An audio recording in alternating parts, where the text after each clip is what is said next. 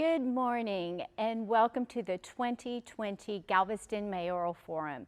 I'm Gina Spagnola, President and CEO of the Galveston Regional Chamber of Commerce, and we are so happy to have partnered with the Daily News on this really important discussion. We're glad that you are with us. Please share this. I know some of you are actually having watch parties, so thank you so much. It's a really important discussion that we're having with these volunteers. So first of all, thank you so much for the time some of you have already given and for the time that you're willing to give. One thing that they all share is that we all love Galveston and we all want to make it the best that we can be. So thank you so much for tuning in. Michael, thank you so much for being here this morning and for the partnership. And thank you all for tuning in. And thanks to the candidates for braving the elements today and everything else and managing to get here. We're going to start off with having the candidates spend about 2 minutes telling us about themselves and telling you about themselves. And then we're going to ask them all some questions. I think Gina compiled her questions from chamber members. Chamber members have submitted. And I compiled some questions from Daily News readers and also from the staff. And we're hoping to have just kind of a nice, informative, relaxed conversation here, by the end of which you should know two things. One, you'll have a pretty good idea about why I went into print journalism instead of broadcast journalism. And you'll have a much better understanding of who these four fine gentlemen running for the mayor of Galveston are. And before we get started, I did want to say that we are here live at Sea Star Base Galveston. It's a beautiful facility and we thank them for giving us the opportunity to hold this. We chose this because we are spread out. You'll see that each of the candidates are 6 feet apart. Michael and I are 6 feet apart. They have had the opportunity to wear the mask, but it's really hard when you're doing these lives, as you know, to understand what they're saying. So we've done the distancing.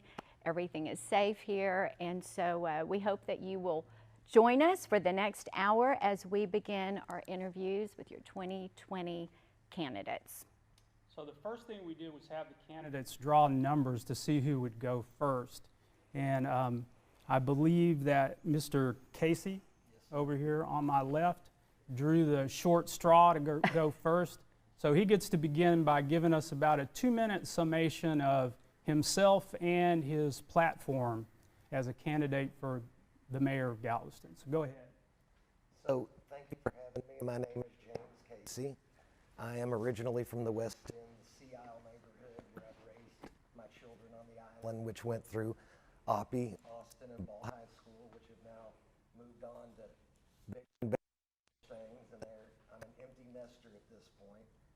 And I have had a blessed life on the West End, and I currently reside in the Teichman Road area, where me and my wife have looked for other avenues of enjoyment, and I thought, what better way for me to enjoy the rest of some time that I have is to serve our city that's given me so much. And so through the 8 months that we've tried to get through this mayoral forums to an election process, we have went through horrible COVID-19 and setback 56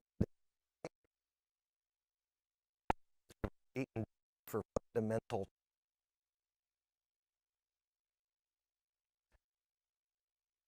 our infrastructure, City Hall, but mainly project platform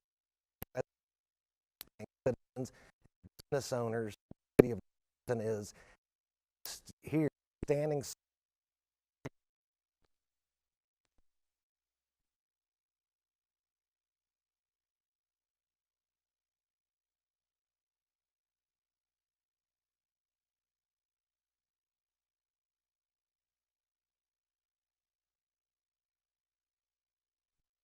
Slowly, but with a vengeance, because I think that it's time for us to get on a new path and a new era of the city of Galveston. And my name is James Casey, and I'll be blessed to have your vote. Thank you.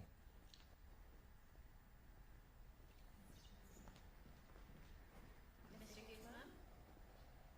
You're next. Yes, sir. My name is Raymond Houston.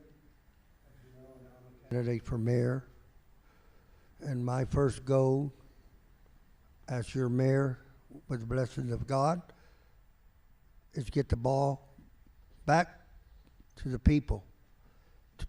My main concern right now is simple as this: the West End Islanders must have a voice, will have a voice, and with their problems, I will not forget these West Enders like others have in the past. That's number one. Number two, the homeless. We have serious problems. These people are forgotten. I will not rest until we help them in every possible way. Number three, the streets, public works, the water department, the park board of trustees, the port of Galveston. There's problems. No matter what the others are saying and painting it with a pretty brush, that's a lie. It's simple as I see it. I live here. It takes time to solve problems, but I will not retaliate it. I could go on and on. 2 minutes doesn't cover much. There's so much to say and so much to do up City Hall, and I will not retaliate their foolishness only run by a handful. It must be stopped. It will be stopped. I know it's hard to understand that. I hear voices behind the scene complaining, and I talk to some of them. Quit complaining. Get out behind the curtain.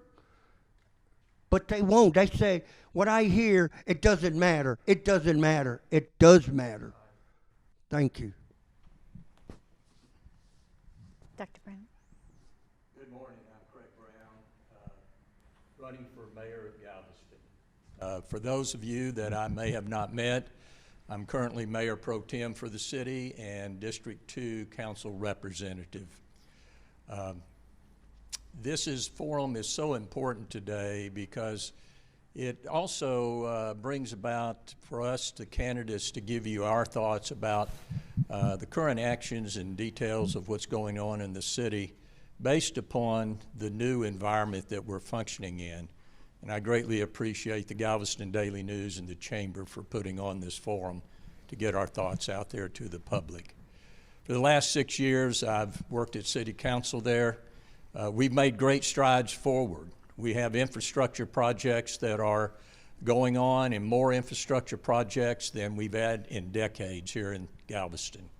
We have a partnership with the port and the Wharves Board that is better than we've had in many, many years. And that can get better and better. And we have also a financial stability in our city that is best that it's been in many, many years and at an all-time high. But saying all that and the accomplishments that we have that have occurred over the 6 years, we still have challenges to face. This pandemic and bringing our businesses back and bringing back the residents in a more normal lifestyle needs to be addressed. We have hurricanes that we need to address, and how we're going to manage those as they pop their heads up in the Gulf and in the Caribbean. And we also have just those issues that are associated with growth here on the island that we need to address.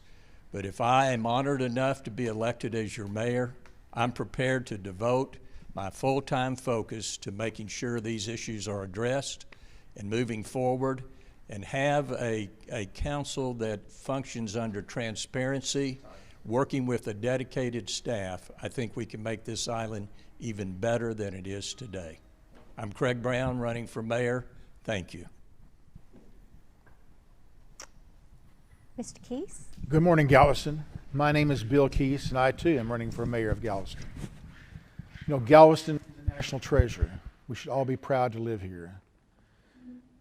My platform is to ensure that Galveston is always recognized for what it is: a great place to live, a great place to do business, a great place to visit, and a great place for people to live, for families to grow up and raise their kids, for great education, for great infrastructure.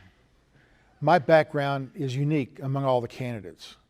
I served 6 years in the Texas legislature. I've owned my own business before. I've been a corporate executive, and I was, for 28 years, the executive director of a national business trade association, doing a lot of work in Washington, D.C. A lot of the issues facing Galveston in the future are going to need assistance from outside our island boundaries. I have the experience and the know-how to reach to Austin and Washington, D.C. to help us make Galveston all it can be. My family came here, my wife's family came here in 1840 from France. Debbie and I have been coming here all our lives. I retired from Austin and we moved back to the island 2.5 years ago. My father proposed to my mother on West Beach, so we have a long history here. Galveston is unique, and the mayor's role is very unique also. And the mayor can do great things to bring Galveston together and to build for the future. Again, my name is Bill Keese. I'm running for mayor, and I'd appreciate your support. Thank you. Thank you so much, and we apologize, and Mr. Casey's going to love this, but we're going to have him do another introduction because no one could hear him. So we're so sorry. It's not your fault. We were having some issues with the sound, so go through it again. Thank you. All right, guys, my name is James Casey, and I'm proud to be here running for the mayor of the city of Galveston. I am a home builder from the west end of the island in Sea Isle. I've raised my family on the west end. I have had extraordinary success on this island, and it has been greater to me than anything I've ever known in my entire life. My children went to Austin and Ball High. They're out of the house and in college. I'm married to a 25-year marriage of a 7th grade girlfriend that I'm madly in love with. I'm an entrepreneur. I'm pro-business. I think we have some issues at the city level that can be helped by new city council members and a new mayor that has the people's voice in mind. I'm looking to be elected on a platform that is about its people and its businesses and not of its friendly friends of boards and trustees.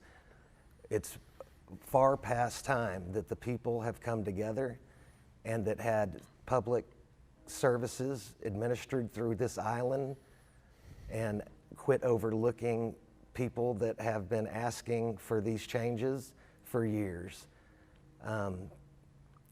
Our platform is going to be specifically cleaning City Hall, taking care of more infrastructure problems in each district where everyone has ample opportunity.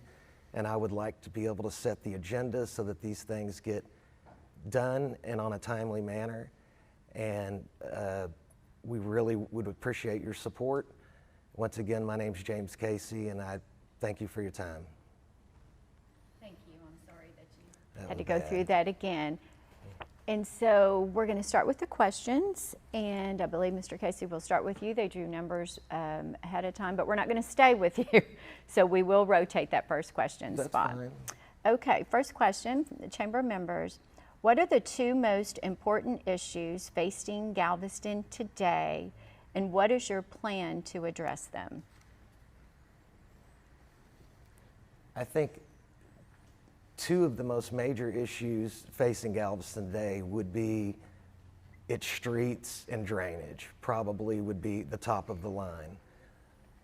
But currently, under the COVID situation, I believe that our businesses and their families and our friends are in dire need of the city's assistance to lift some guidelines and regulations to let these businesses flourish again, as they've been starving and losing everything they've put into their life and their livelihoods in the last 8 months. I think this coronavirus might be with us a short term, or it may be with us for quite a few, or it could be with us for a decade. It's our new normal, and I do believe that businesses must come first. Without our backbone of small businesses on this island, we're nothing more than a pile of houses and condos. But our businesses make Galveston unique, and people come to enjoy the island experience because they want a little bit of island life. That's why we all live here. And so it would be my opportunity to try to work with everybody and bring us together that we can help these individuals out in their time of need. Thank you. Mr. Guzman, same question. Two most. I can't hear you. You got a very soft voice. Oh, I do? Thank you. I always thought it was so loud. What are the two most important issues facing Galveston today, and how would you address them? And if y'all would, please, when you're talking, look into the camera because you'll be speaking to the audience, not us. I know, so that's okay. But if you'll just look into the camera because they're. I know, it's confusing, but two most important important. Pelican Island is the only resource that I always. Mr. Guzman, use your microphone. Oh, I'm sorry. There you go. You're I thought I good. had one of those rig-a-dee deals. You're okay. Start Pardon over. me. Let's start again. Start again. Thank you. Jobs is one of the main issues, and the streets and the water. But jobs. But with this Cobra, China Cobra, I call it. I like that what Trump said. It's the truth. But it dragged, it slowed us down. Now, after 6 months or whatever, things are moving, but at a slow pace. Now, the people know right from wrong. They caught on to the regulations, the rules. I can understand that. Don't take their freedom away. City Hall needs to get back in full gear, even though they all got to wear masks. And these people with certain positions of City Hall must be accounted for. This is for a fact, in my opinion. I'm not dressing a pretty brush. Everything is nice at City Hall. I'm not going to swallow it. And you're suckers for falling for it. Pardon the French. It's simple as the truth. I see it in my eyes, and Mayor Pro Tem sees it the way he sees it. He's up there. He knows the books. I don't. Once I get in there, there will be changes. Make no point, make no doubt about that. I go on and on. But believe me, City Hall is corrupt. It's a buddy-buddy system, a racketeer. He can say what he wants and paint it with brush. Everybody is doing beautiful. I'm not swallowing that, and you're suckers for falling for it. Thank you. Mr. Brown, you're next. Dr. Brown. Two most important issues, and I'm going to bring up, if I could, three in my time. First of all is maintaining the balance here for quality of life for our residents and for our businesses. That's a constant issue that we address, we need to address. From the standpoint of the businesses, that's what our IDC committee is for, and making decisions at council that are supportive of these businesses, especially as they come back from this pandemic. We have a redevelopment authority that I have been pushing for a number of years to make sure it becomes the economic development arm of our city, and that has occurred, and we are now moving forward with that. But also, as I mentioned, balancing the quality of life with our residents. And that's done through many different ways. That's improving the infrastructure, maintaining public safety, and having proper number of police officers and firefighters to support this community, cleanliness, code enforcement, those types of things play a role, and also addressing our housing issues. We are getting ready to work with Vision Galveston and their group, with their consultants, to bring forward recommendations on addressing our housing for middle income workforce. That's extremely important. Drainage is so important.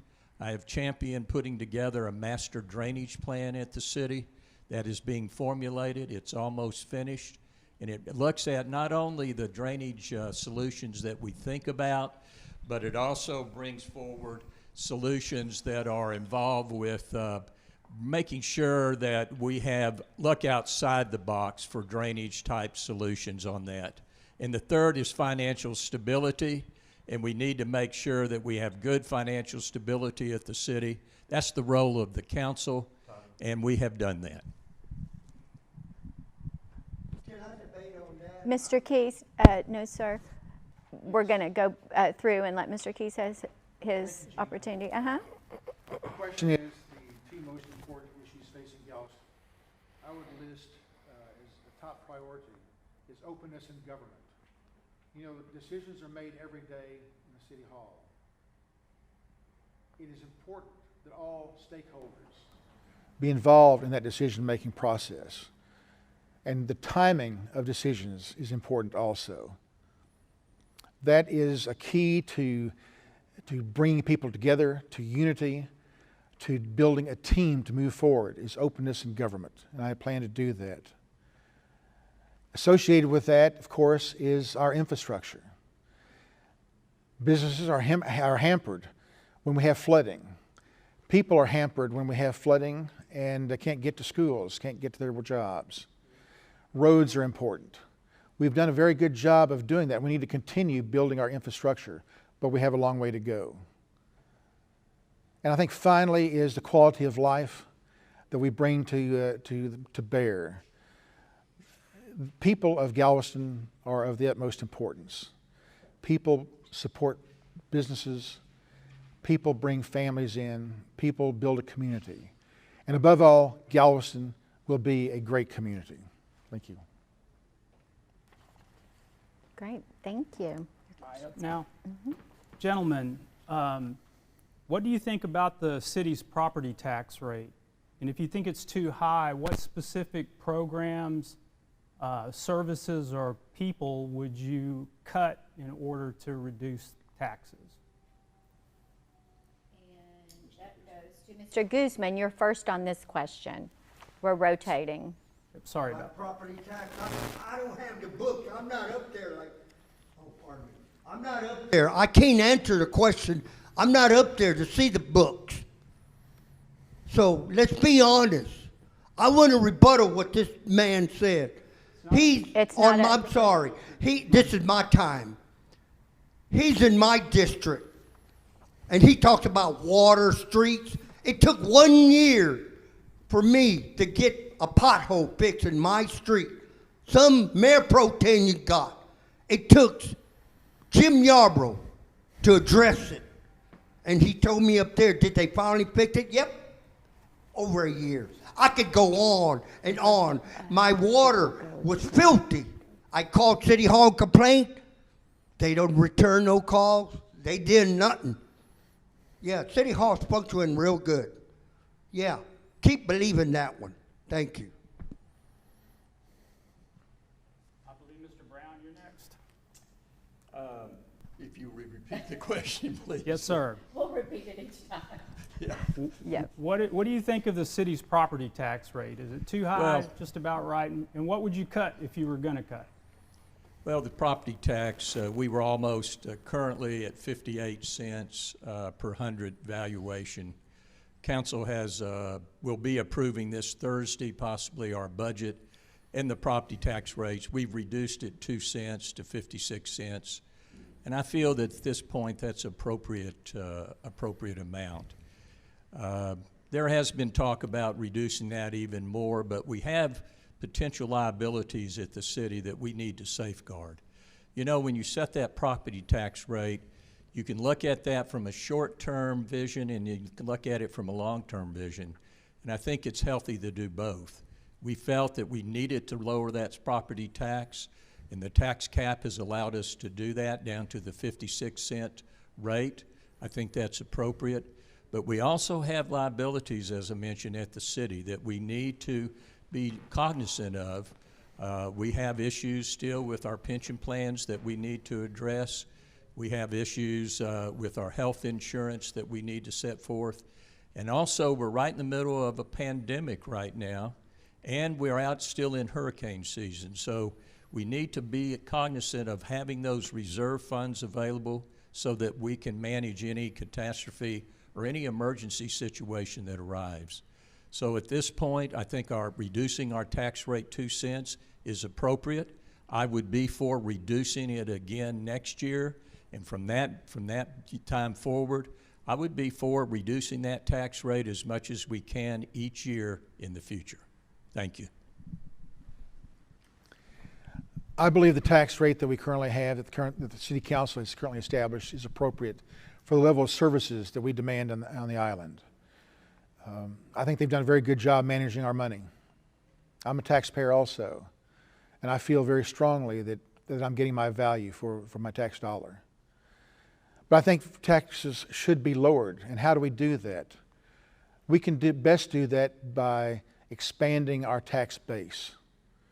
I believe we should have a very aggressive program for business relocation to the island, to attract high-tech industries to the island, to bring people and jobs and businesses that can fill our empty spaces and provide an additional source of taxpayer dollars. A city is what you want it to be. We can starve a city to death.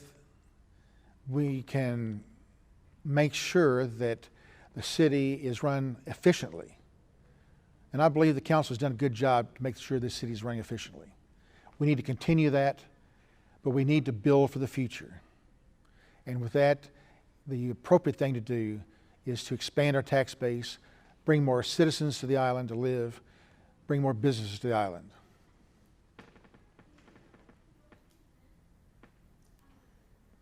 So tax rate in Galveston, it is extremely high. It makes it unbearable for some middle income to low income families to even establish or even own a home here. And investment of investors have a lot to do with that, because single family homes that come available that are in the cheaper median price range are snapped up almost instantaneously, pending on the MLS the same day. I can't even buy them.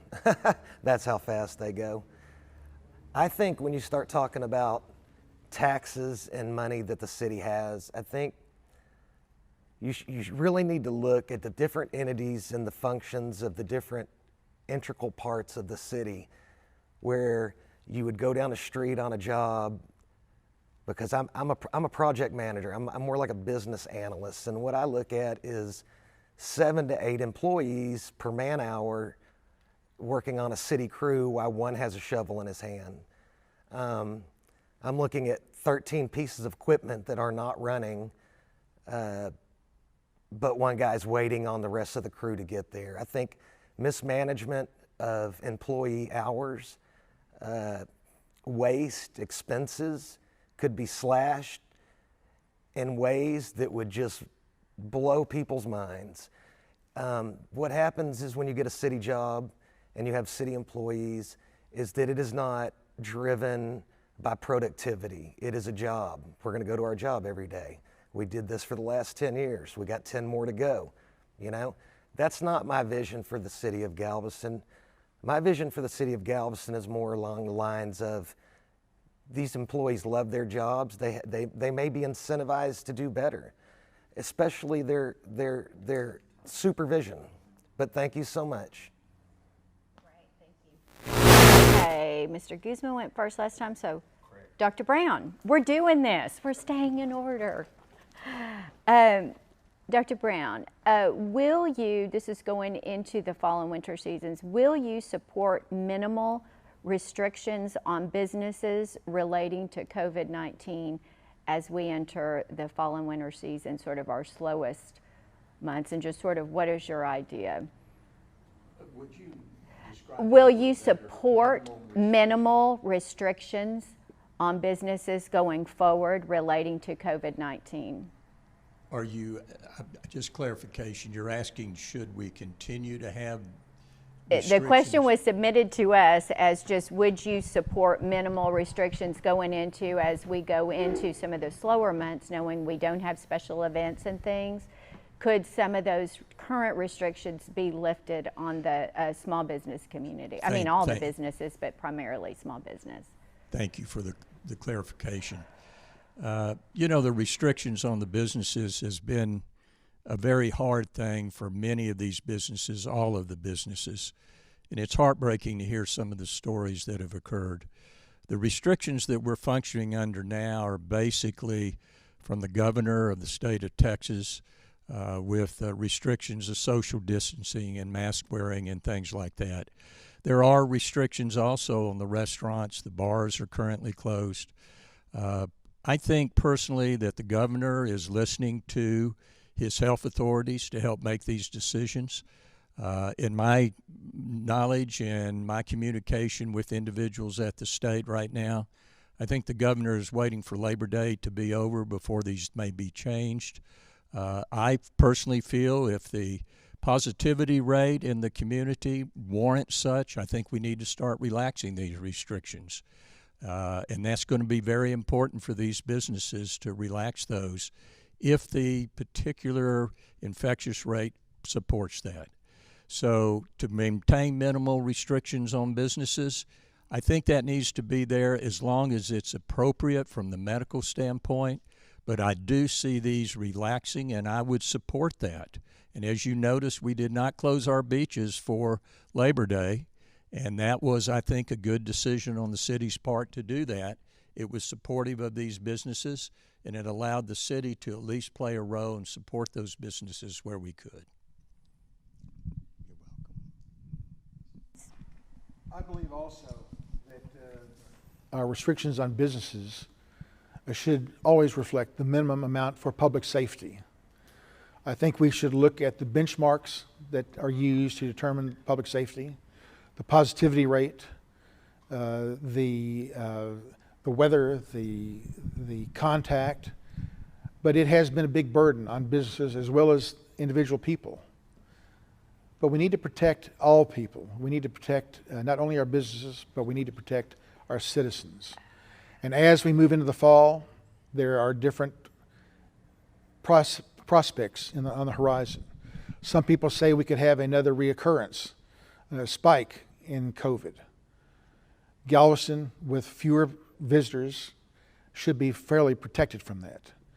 But I believe that we should look at what is appropriate health-wise, but consider the benefit to everybody.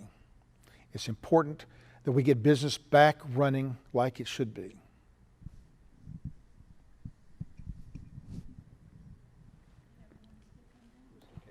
Oh, Mr. Casey.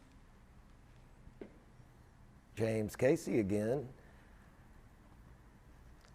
Government overreach in the public's lives. I'm a Texan first, and I'm a Galvestonian. And if you know two things about that or me, you know that I don't like to be told what to do. And I was listening to Mays Middleton on a talk show radio the other morning, and I had listened to him about how it was unconstitutional from the Texas Constitution to block the people's right, unrestricted access to the beaches. The city does not own those beaches. They belong to the state of Texas. The city enforces laws either through the GLO and or police activities on those beaches. But I will not be restricted from my right of movement any further in this business.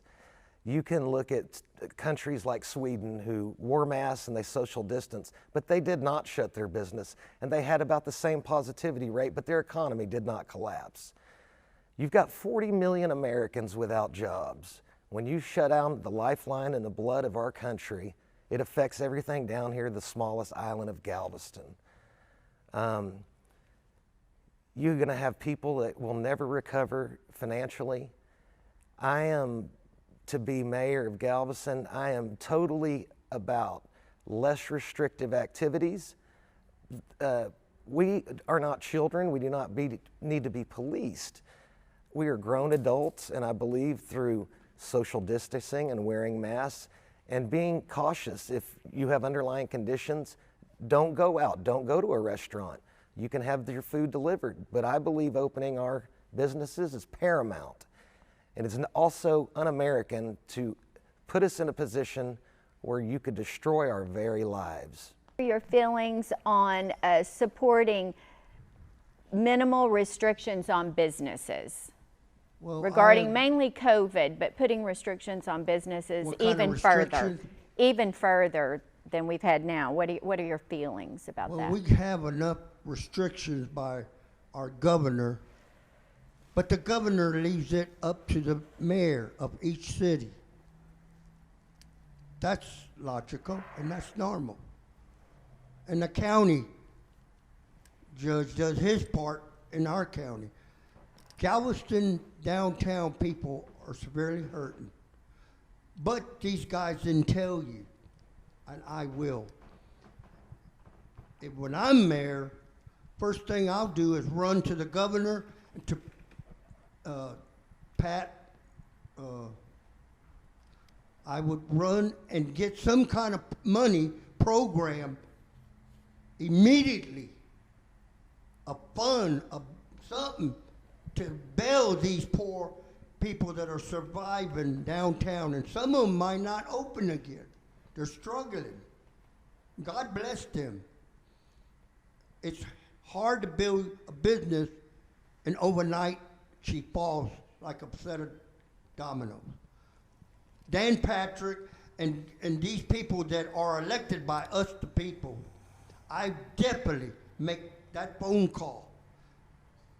No playing around, just get to the figure and bring him down and tell us, help us, and go to our Congress people in my district as well. They're elected by us. It's their job to help us when we call for help immediately. And that is very important, as well as the West Enders, their business too. They must be heard, period. They have been forgotten like a lost ship. These people, the West Enders, they are the most powerful voters, but they are forgotten. Thank I you. stand with them, period. Thank you, Mr. Guzman. Starting with Mr. Keese now. Are you ready, sir? I'm ready. All right. This is a question that several of our readers asked, and this is kind of a combination of a bunch of reader questions. Do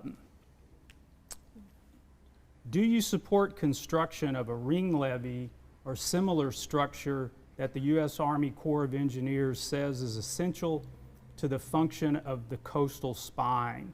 And if not, what are you willing to do to make Galveston more resilient to hurricane storm threats and sea level rise?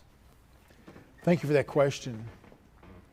I've been asked this many times, and I have been spending months and months visiting with everybody in the Corps of Engineers concerning this. My big concern about the Corps of Engineers program is the length of time it's going to take to get any results. I outlined this at the Mayoral luncheon the Chamber had back in March. It's a very lengthy process. It is a process whereby there are no votes by any cities will take place. It's a process by which we put our lives and our future in the hands of Congress to approve a plan, and then spend years waiting for it to be funded. And once it's funded, it's not all funded at the same time. We have the Clear Creek flooding project that started in 1965 and is still under construction today. So if we want immediate relief, the Corps of Engineers program is not our answer. I believe that we need to take steps, and the city is taking steps, to get more pump stations installed in Galveston. We need to improve our drainage. In the end, we have to face the fact that we are an island. Global warming is causing sea levels to rise, having an island slowly sinking. So our problems are of magnitude, and we can't afford to do that on our own. We have to go to Austin and Washington with our request, and we have to make sure that we get the proper funding and speed up her. If Galveston had the resources, right now we could do a lot on our own, but we don't have the resources. So we're a little bit dependent upon the federal government. I can reread the question if you like. Space Force. I believe that Galveston inherently is a danger zone to anyone that's a long-term resident. You could probably live your whole life here and maybe never see a catastrophic storm like some of us have, or you can live through one and see what the aftermath looks like. I mean, we can't take a glass bubble and put it over the island like a force field and protect everybody. We are on a barrier island. There's other avenues to take. You can work closely with the Galveston Bay Foundation. You could use people to work, nonviolent offenders that have small petty theft crime. Give the people that own beachfront property the access to sand that we can replenish our beaches with without having to go through the GLO nonsense and pay $1,000 permit fee and then wait 6 months to see if you're even approved while the next storm washes out your foundation of your home. Like, I have a beachfront property that is pretty much annihilated right now, and we're under a disaster declaration. You're able to jump through those hurdles and replenish that sand until like December 20th, I believe. Cutting some of the red tape to be able to protect our coastal beaches, it's a very dicey thing because it's owned by the state of Texas and the GLO, and they take control of it. But if we could get someone to, thank you for your time. Do you support construction of a ring levee or similar structure that the U.S. Army Corps of Engineers said is essential to the proper function of a coastal spine barrier? And if not, what are you willing to support to make Galveston more resilient to hurricane storm threats and sea level rise? The reconstruction of the wall, the gateway they're talking about, I can't hear. But I was up there before the virus and all that. They had a show about building a gate or something like that. This kind of work, it takes, what I heard, it would be in the billions. Galveston cannot, and it takes forever to do this kind of project. I'm for it, but we're looking just at the writing on the wall, the draft, and just negotiate and talk, and the lobbyists behind, and then your congressmen, and then your legislators. I mean, we could go on, and the money just to hire these people to get the ball barely going. We're talking about 2028. Well, what's happening right now? What are we doing at this moment? Why sure, I'm for the wall, but what about the West Enders? Again, these people need some kind of structure, even if it takes those concretes or something. I don't swallow that. I don't like that.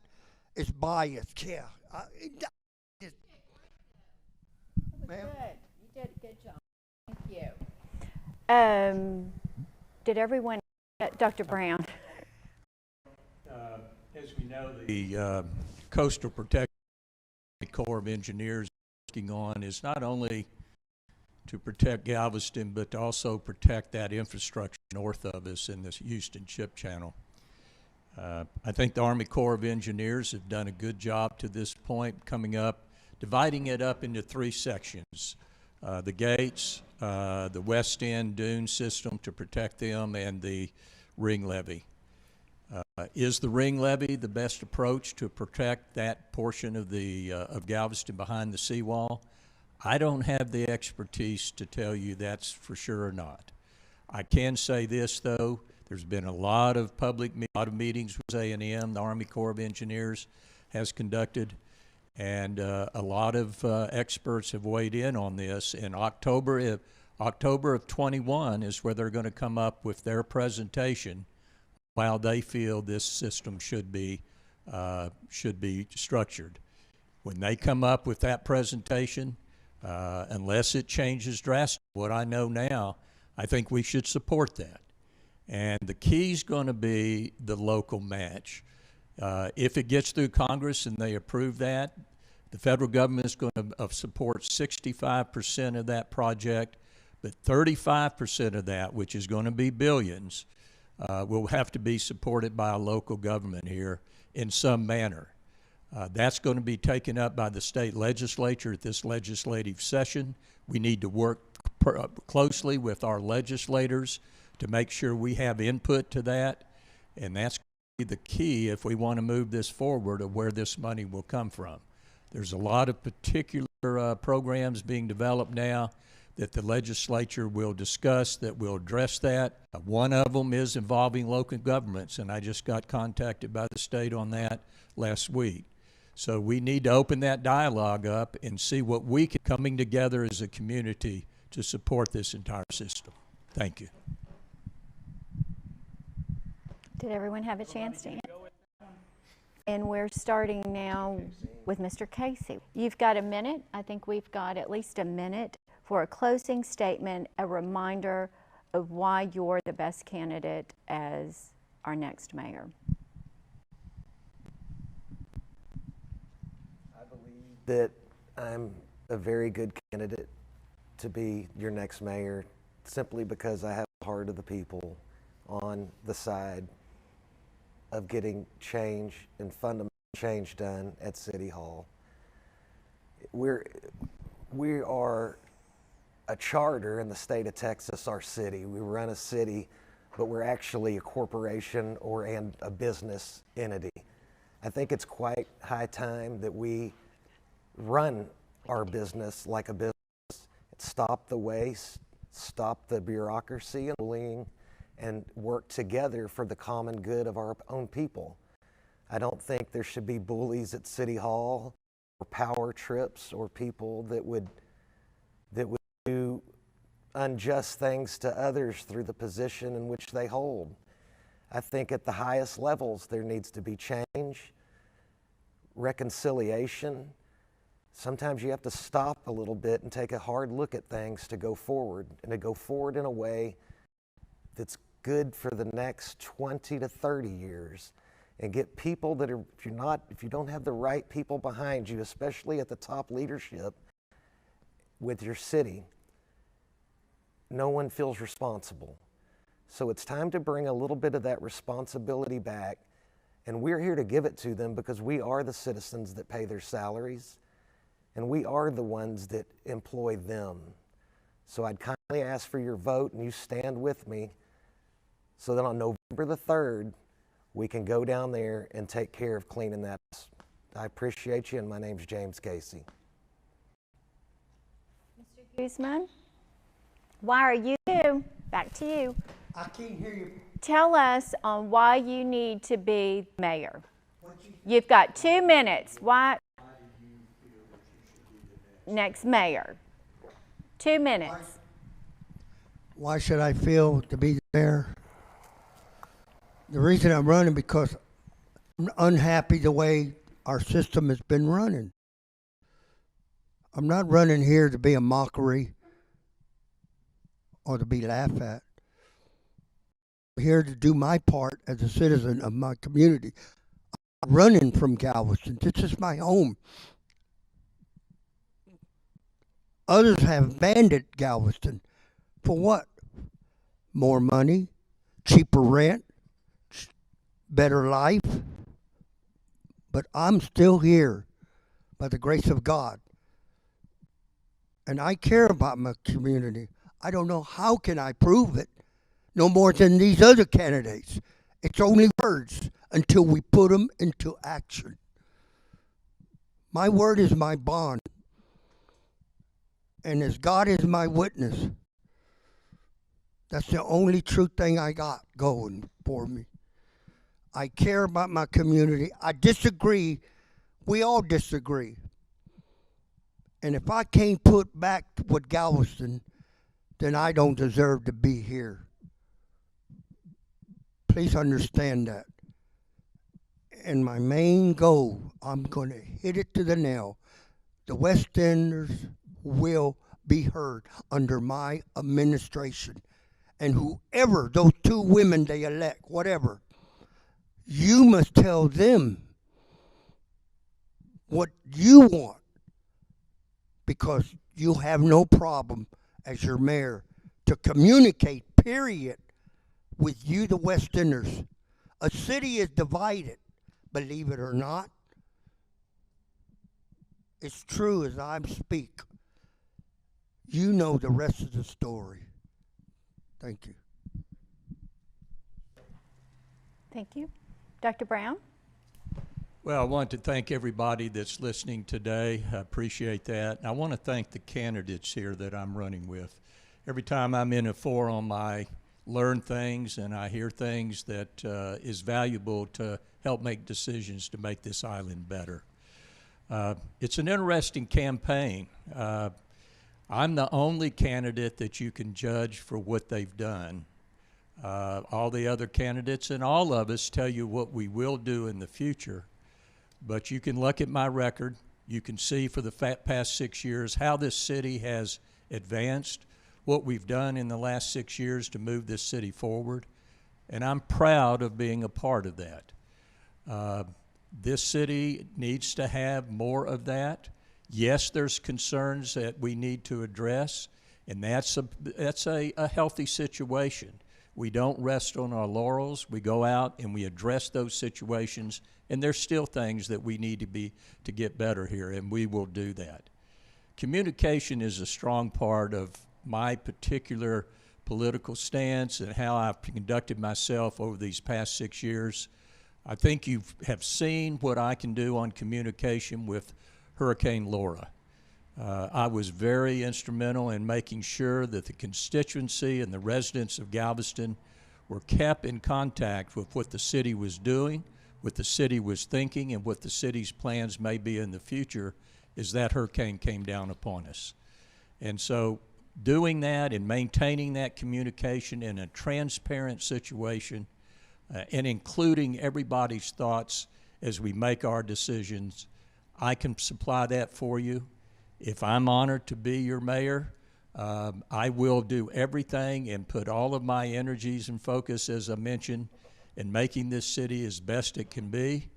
Thank you. I'm Craig Brown, running for mayor, and if you feel this city is on the right path, I appreciate your support. Thank you. Mr. Again, Keith? my name is Bill Keith, and I'm applying for the job of mayor, and I ask for your support. I would love to work for you. I bring a unique set of skills and experience to the table to serve you, the citizens of Galveston. With my background in business, legislative background, and advocacy background, I can do things that are needed for Galveston. They're very important for our future. It is important that we build a team in Galveston and move forward. Team Galveston. We need to bring everyone together, every stakeholder together, to determine what is best for our future. That is what I will do as your mayor. I urge you to look closely at my credentials, to give consideration to my candidacy, and I ask for your vote. And be sure, on November 3rd, you go all the way down to the bottom of the ballot, because the mayor and the council ballots, the races, are going to be all the way down the ballot. So with that, thank you so much, and I look forward to serving you, each and every one of you. I think that wraps up our mayoral forum. Thank you so much for, it went by really quickly. Don't you think, or no? Did it just drag on? Thank you all so much. Thank you for your time. Thank you all so much for joining us. We're going to take a quick break. Remember that I think that we had some moments with this that maybe you were watching and it froze. These are taped, and so you'll have the opportunity to watch those videos. Go to the Galveston Chamber of Commerce's website, to the Daily News. You'll have the opportunity to go back and watch those. We're going to take a quick break, and we're going to come back and introduce you to our District 1 candidates. Michael, I think you did a great job. Thank you. I think everybody did a great job. Thank y'all so much for all you do. We really appreciate you taking time to be with us today. Thank you, and we'll see you in about 15 minutes.